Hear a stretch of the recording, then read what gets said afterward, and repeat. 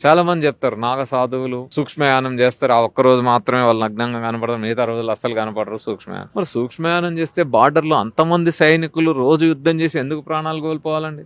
Surgical strikes కోసము ప్రాణాలకు తెగించే సైనికులు ఎందుకు పోయి దాడి? వీళ్ళు సూక్ష్మయానంతో పోయి ఆడ మంత్రాలు వేసి రావచ్చు కదా. ఇటు చైనా వాళ్ళకి అటు పాకిస్తాన్ వాళ్ళకి ఎవరైనా ఆపారా?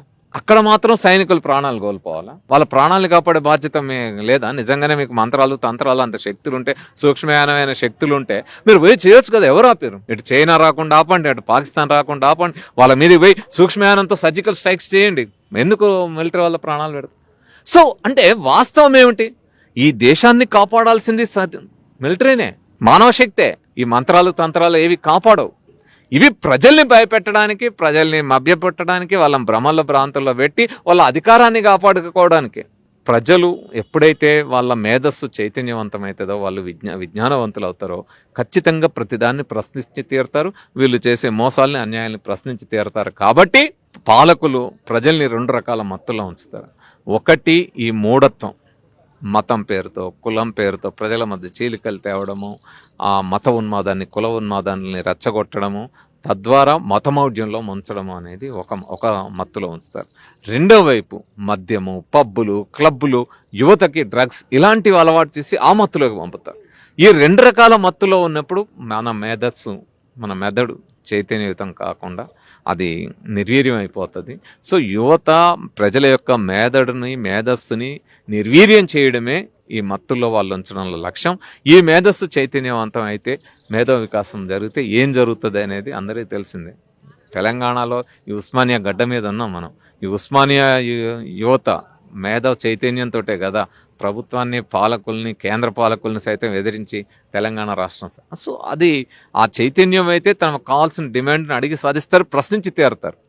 కాబట్టి అది రాకుండా ఉండడం జరగకుండా ఉండడం కోసమే పాలకులు ఏ విధమైన ఎత్తుగడలు వేస్తారు, వాళ్ళ రాజ్యాధికారాన్ని కాపాడుకోవడం. మరీ ముఖ్యంగా భారతదేశంలో బ్రాహ్మణాధిపత్య, మనువాద, కులాధిపత్య వ్యవస్థ ప్రజలందరినీ అణగదొక్కి ఉంచడానికి, తమ ఆధిపత్యాన్ని నిలబెట్టుకోవడానికి మూఢత్వాన్ని పెంపొందిస్తుంది. దానికి మిగతా మతాలు, అది క్రిస్టియన్, ఇస్లాం, ఈ మతాలు కూడా అదే మూఢత్వాన్ని పెంపొందించి తాము కూడా దాన్ని పెంచి పోషించే ప్రయత్నం చేస్తాం. సార్, లాస్ట్ టైం మా ఛానల్లో మీ వీడియో పోస్ట్ చేసినప్పుడు జనాలు ఎక్కువ అడిగింది, కామెంట్స్ రూపంలో అడిగింది ఏంటంటే, ఎందుకు హిందూ మతాన్నే అంటారు, ముస్లిమ్స్ లేదా, క్రైస్తవులు లేరా అని అడుగుతున్నారు. దానికి ఏమంటారు?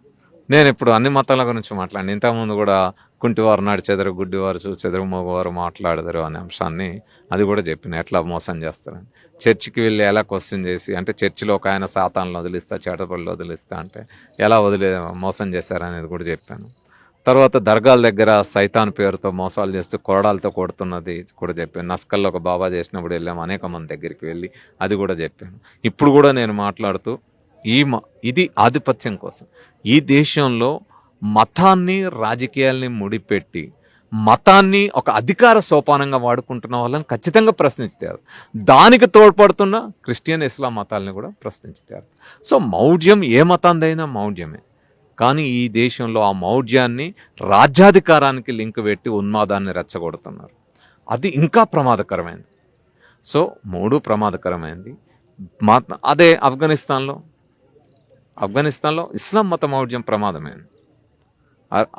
సౌదీ అరేబియాలో, దుబాయ్లో అది ఇస్లాం మత మౌఢ్యం ప్రమాదమైంది. అదే మీరు అమెరికా, ఇతర దేశాలకు వెళ్ళినప్పుడు అక్కడ క్రిస్టియన్, ఆఫ్రికన్ కంట్రీస్లో క్రిస్టియన్ మత మౌఢ్యం చాలా ప్రమాదకరమైంది. ఎందుకని వాళ్ళు రాజ్యాధికారం కోసం రాజ్యాన్ని, మతాన్ని మిళితం చేసి ఉన్నారు. అదే యూరోపియన్ కంట్రీస్లో ఈరోజు మతం, రాజ్యం విడివిడిగా ఉండడమే కాకుండా యూరోపియన్ కంట్రీస్ అనేక అంశాల్లో, ముఖ్యంగా మానవాభివృద్ధి సూచికల్లో, మానవ హక్కుల్ని కాపాడడంలో చాలా ముందున్నాయి.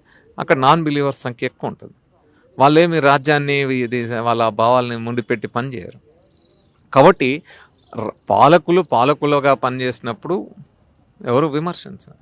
కానీ వాళ్ళు ప్రజల్లో మౌఢ్యాన్ని పెంపొందించాలనుకున్నప్పుడు ఖచ్చితంగా విజ్ఞాన సంస్థలు ప్రశ్నించి తీరుతాయి, హేతువాద, భౌతికవాద సంస్థలు ప్రశ్నించి తీరుతాయి. సో మీరు అక్కడ జరుగుతున్న మోసాన్ని మేము ప్రశ్నించినప్పుడు మీ మతానికి ఎందుకు అండగట్టుకుంటున్నారు?